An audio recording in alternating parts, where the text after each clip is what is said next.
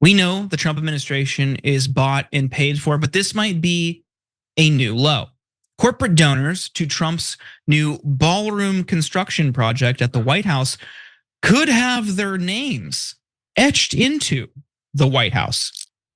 Sources told CBS News that donors so far include Google, RJ Reynolds, Booz Allen Hamilton, Palantir, and NextEra Energy.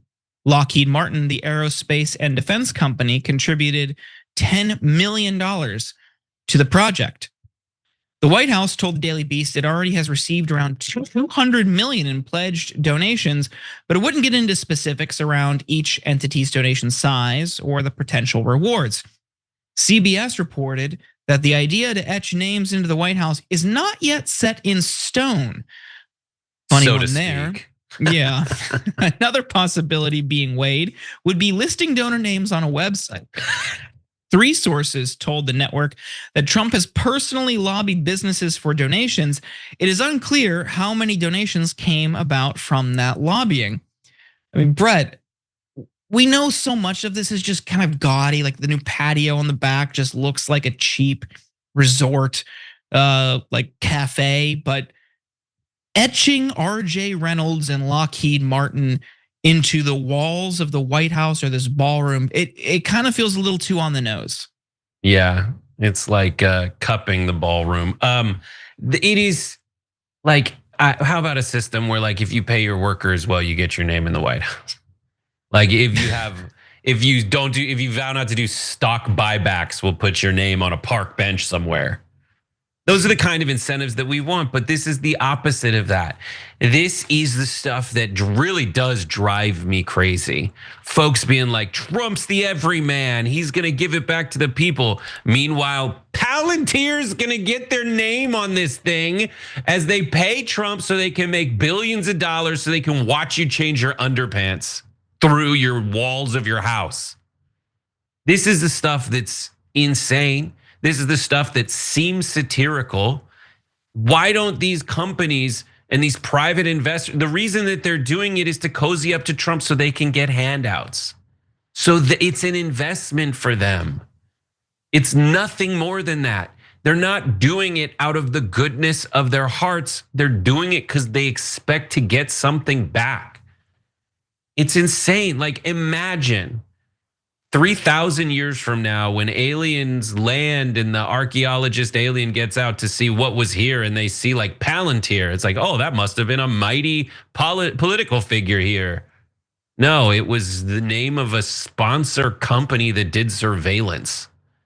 Like, I want America to be brought to you by Americans, real hardworking, red-blooded Americans, and not brought to you by the surveillance state. It's disgusting.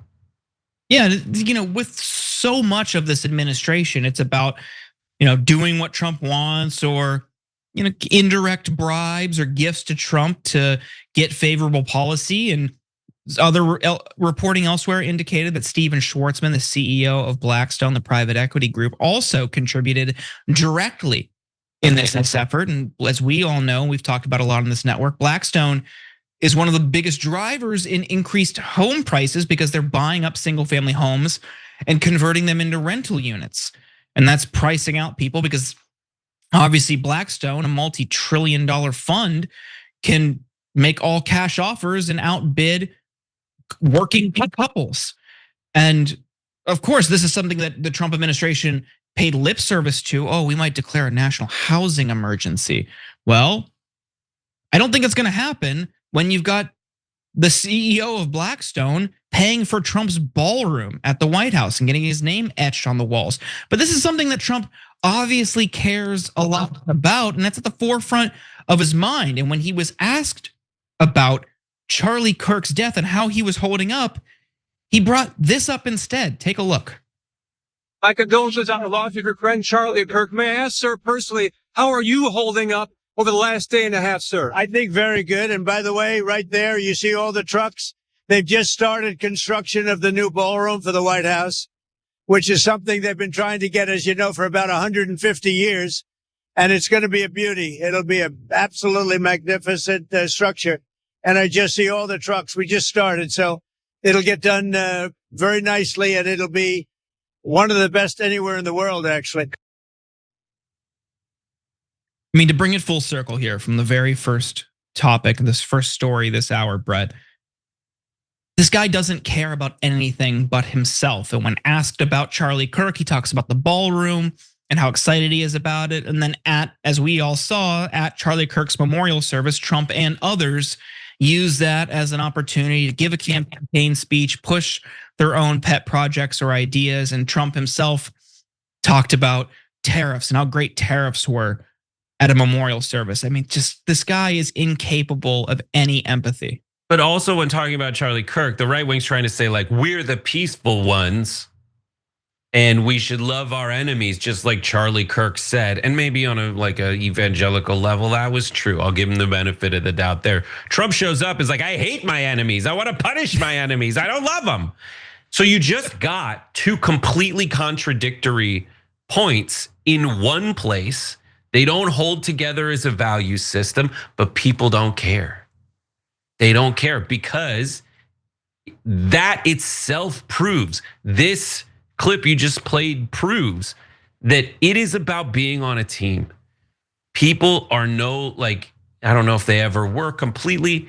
It's more about like political opinions. It's like shoes now. Like it's I buy the shoe because I like Michael Jordan being good at basketball. I buy this political belief because I like Donald Trump. And whatever he says is something I'll get behind, whether it contradicts itself internally or not. And that's terrifying when anybody does it. We are mortgaging our ability to think critically, and those critical thinking skills, the longer that dynamic persists, those critical thinking skills, like a muscle, atrophy, and no one cares. That's what sucks. Every time you ring the bell below, an angel gets his wings. Totally not true, but it does keep you updated on our live shows.